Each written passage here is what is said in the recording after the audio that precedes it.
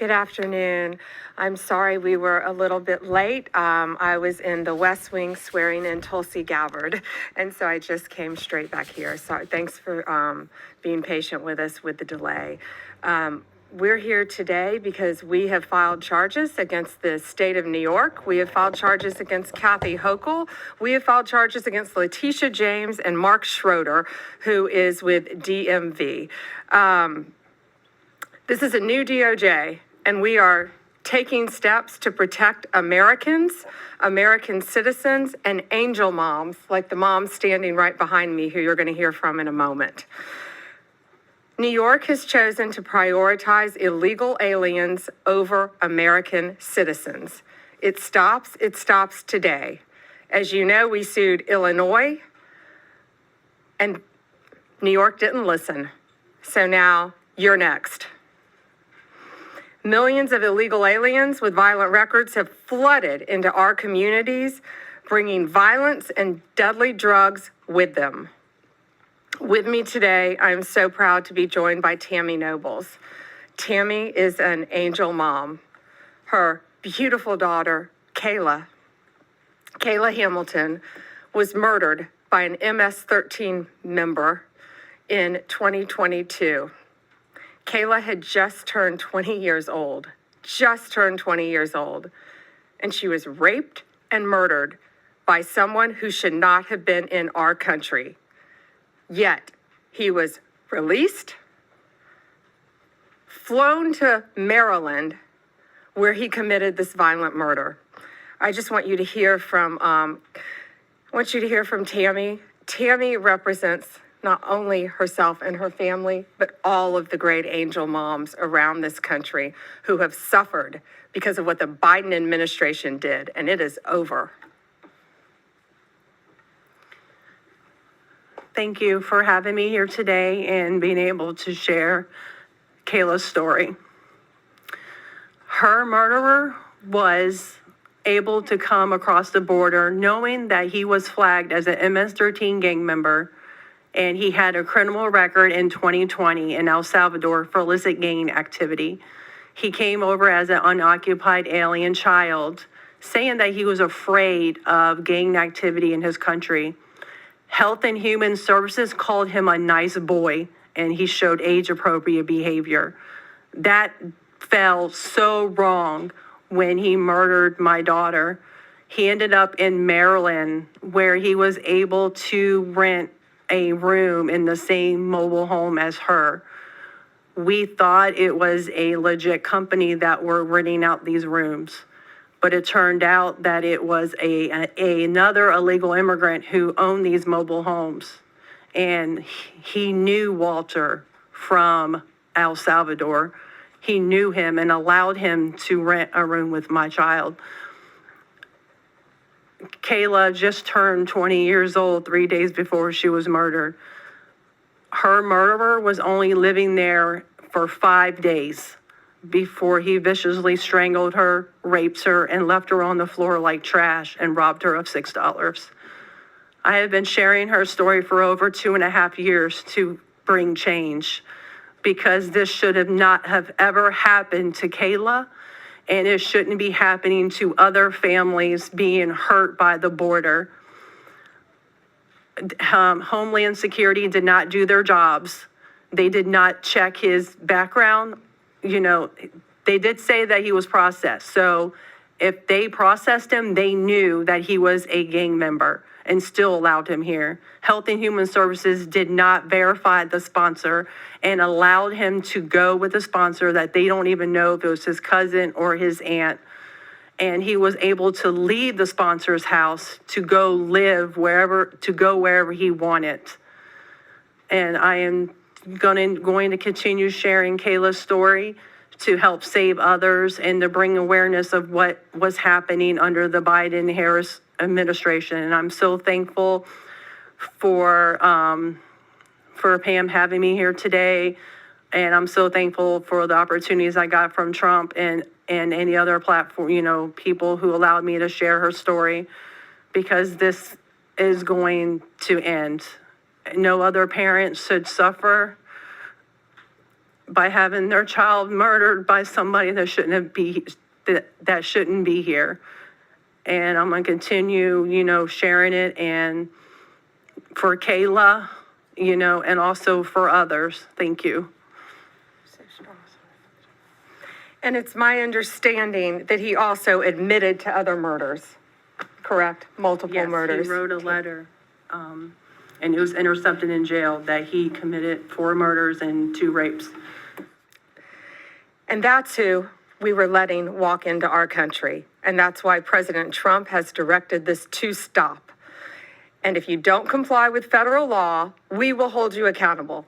We did it to Illinois, strike 1. Strike 2 is New York. And if you are a state not complying with federal law, you're next, get ready. And the great men and women of law enforcement are standing behind me today. We have FBI, DEA, ATF agents. They put their lives on the line every single day to protect us. And what New York has, they have green light laws, meaning they're giving a green light to any illegal alien in New York where law enforcement officers cannot check their identity if they pull them over. Law enforcement officers do not have access to their background. And if these great men and women pull over someone and don't have access to their background, they have no idea who they're dealing with. And it puts their lives on the line every single day. Violent criminals, gang members, drug traffickers, human smugglers will no longer terrorize the American people. And that is why we are here today. You will be held accountable if you do not follow federal law. It's over, it ends, and we're coming after you.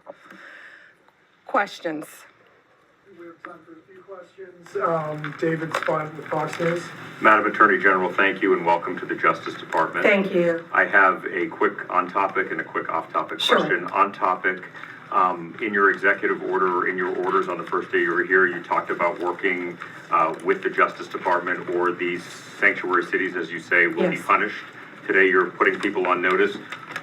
Right now, we're just lawsuits. Is this going to go further? What kind of punishment are we talking about? Is there any grounds to charge individuals, charge politicians? How far is this going to go? Well, we're going to see what they do next, David. We have sued them all. We've personally sued the governor, the attorney general, Letitia James, and Mark Schroeder with DMV because he has the green light laws. So what they have to do, they have to start complying with federal law. If they don't, we're going to appeal it, and we will win. They have to comply with federal law. Did you have a second question? I did have a second off-topic question in this regard to the judiciary. Today, Elon Musk, who has enormous influence in the Trump administration, posted on X, quote, "There needs to be an immediate wave of judicial impeachments, not just one." As the Attorney General of the United States, how do you respond to that? Should the process work out in the courts before we talk about judicial impeachments? I mean, these are just TROs now at this time. Shouldn't these just play out? Yeah, I haven't seen Elon Musk tweet. He is a friend of mine. He is a great man. I think he's very frustrated with what's happening in our federal government. You know, at USAID alone, they're giving out billions of dollars that should not be distributed. We're going to back him up.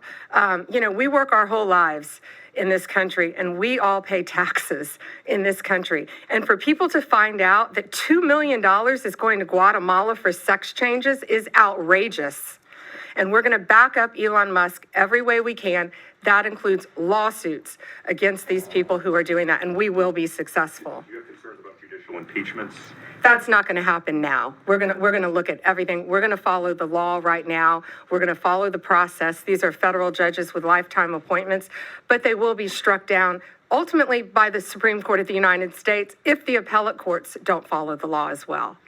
Alana Richard with the AP. Hi. Hi. Thank you so much. I also have an on-topic and an off-topic. Sure.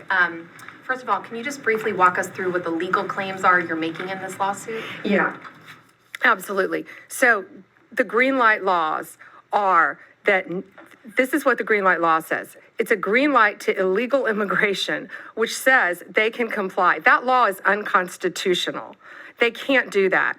And what they've done is they have a tip-off provision that requires New York's DMV commissioner to promptly inform any illegal alien when a federal immigration agency has requested their information. So think about the men and women in law enforcement behind me. That's basically, that's not basic, it's tipping off an illegal alien, and it's unconstitutional. And that's why we filed this lawsuit, and that's why we charge Mark Schroeder too, because he runs DMV. Oh, I'm sorry, you had a second question. Yeah, my off-topic question, I wanted to ask about Mayor Eric Yes. Adams' case. As of at least a few moments ago, SDNY still has not dropped that case. Have you or other DOJ leadership spoken to the acting U.S. attorney in SDNY since the memo was sent earlier this week? And what will you do if she refuses to drop the case? I have not spoken to her. I know our acting DAG, Emil Bove, has spoken to her, and Chad Mizell may have spoken to her, but that case should be dropped. It was done at the directive of Emil, so that case should be dropped. I did not know that it had not been dropped yet, but I will certainly look into that. Reagan, Daily Caller. Hi, Hi, thank how are you. you? Tom Homan suggested this week that someone from within the FBI may be leaking information about the ICE raids and that such could be putting officers' lives at risk. Has the DOJ gotten any closer to determining if these leaks are coming from within the FBI? And what will the consequences be if they can identify the leakers from the FBI? Excuse me.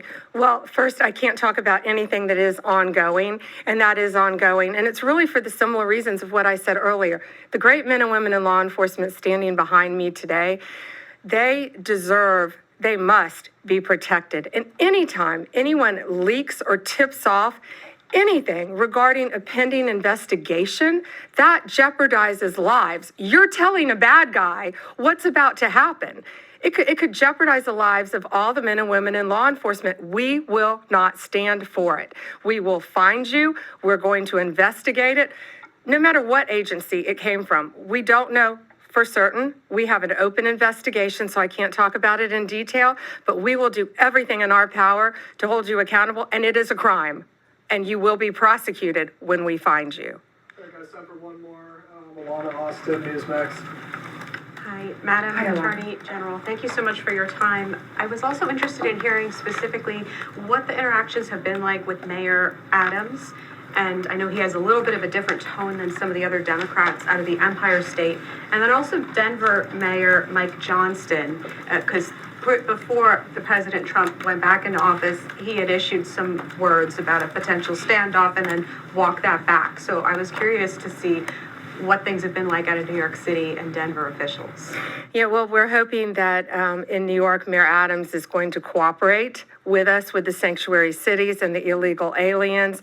And has the mayor in Colorado been cooperating? Do we know? I believe he might have now. Yeah, I believe Colorado is now cooperating. That's what we want. We don't want to sue you. We don't want to prosecute people. We want people to comply with the law.